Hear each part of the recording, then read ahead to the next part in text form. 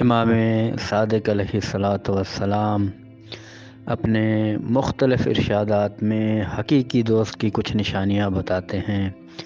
مولا فرماتے ہیں آپ کے ساتھ روزمرہ زندگی میں اٹھنے والے، بیٹھنے والے، سلام و دعا کرنے والے بہت لوگ ہوں گے جو احوال پرسی کر لیتے ہوں گے، لیکن آپ کا حقیقی دوست کون ہے؟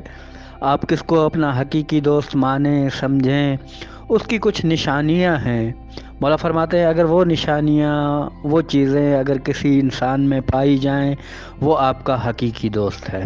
مولا فرماتے ہیں پہلی نشانی جو ہے حقیقی دوست کی، وہ یہ ہے کہ اس کا ظاہر و باطن آپ کے لیے ایک ہو، یعنی جو بولتا ہو دل میں بھی وہی رکھتا ہو، جو دل میں رکھتا ہو وہ ظاہری طور پہ بھی عمل انجام دیتا ہو۔ آپ کو اگر بھائی کہتا ہے یا آپ کو بہن کہتی ہے تو وہ دل میں بھی وہی چیزیں رکھے، وہی مقام دے، لوگوں کو وہی سمجھائے کہ یہ میرا بھائی ہے، یہ میرا دوست ہے، یہ مجھے عزیز ہے، یعنی ظاہر و باطن میں فرق نہ ہو، اس کے ظاہر و باطن ایک ہو۔ جو دل میں سمجھے باہر بھی وہی ابظہار کرے، وہی دکھائے لوگوں کو۔ یہ جو باہر دکھاتا ہے دل میں بھی وہی سمجھے۔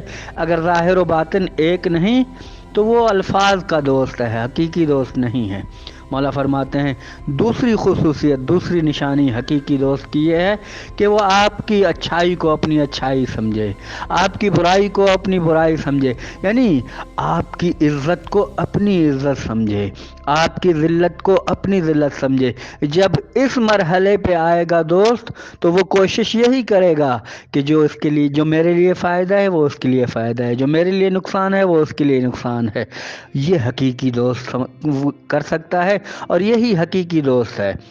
مولا فرماتے ہیں تیسری جو خصوصیت ہے، تیسری نشانی ہے حقیقی دوست کی، وہ یہ ہے کہ اگر اس کی مالی حالت کیا ہے تبدیل ہو گئی، آپ پہلے دونوں ایک جیسے تھے، لیکن اب اس کے پاس پیسہ آنا شروع ہو گیا ہے، یا اس کو کوئی منصب مل گیا ہے، کوئی عہدہ مل گیا ہے، کوئی کرسی مل گئی ہے، کوئی سیٹ مل گئی ہے، کوئی افسر بن گیا ہے، اب کیا ہے پہلے اور اب کی جو روش ہے، جو حالت ہے، جو گفتگو کرنے کا انداز، اٹھنے بیٹھنے کا انداز، وہ تبدیل نہ ہو۔ جو پہلے تھا وہی، جو مال سے پہلے تھا، دولت سے پہلے تھا، عہدے سے پہلے تھا، جو کرسی سے پہلے تھا، اسی طریقے سے آپ سے ملے، یہ حقیقی دوست ہے۔ روش میں کوئی تبدیلی نہیں آنی چاہیے۔ مولا فرماتے ہیں چوتھی جو نشانی ہے، چوتھی جو خصوصیت ہے حقیقی دوست کی، مولا فرماتے ہیں وہ اپنی توان کے مطابق، طاقت کے مطابق آپ کی مساعدت کرتا رہے، آپ کی مدد کرتا رہے۔ ایسا نہ ہو یہ مدد ہم فقط کیا کہتے ہیں کہ وہ پیسے دیتا رہے، نہیں، بلکہ اگر اس کی طاقت میں علم ہے تو آپ کو علم سکھاتا رہے، اس کی طاقت میں ہنر ہے تو وہ ہنر سکھاتا رہے آپ کو۔ اگر وہ مالی اعتبار پہ مضبوط ہے تو آپ کو مالی اعتبار پہ بھی آپ کی کیا ہے وہ مدد کرتا رہے۔ مولا فرماتے ہیں پانچویں جو خصوصیت ہے، اور واقعاً یہ خصوصیت اگر کسی انسان میں پائی جاتی ہے، وہ آپ کا بہترین اور حقیقی دوست ہے۔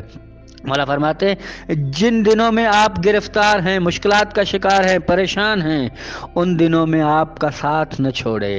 اگر آپ کا ساتھ چھوڑ دیا اس مشکلات میں، پریشانی میں، وہ آپ کا حقیقی دوست نہیں بلکہ الفاظی دوست ہے، لفظوں کی حد تک آپ کو دوست کہتا ہے۔ خوشی میں تو ہر کوئی ساتھ دیتا ہے، سب چلے آتے ہیں، لیکن مشکل حالات میں، جب انسان کے مالی حالات میں مشکلات ہو، ذہنی ڈپریشن میں ہو، بیماری کی حالت میں ہو، کسی بھی حالت میں، کسی بھی مشکل میں، جب وہاں پہ اگر کوئی ساتھ دیتا ہے آپ کا ان حالات میں، وہ آپ کا حقیقی دوست ہے۔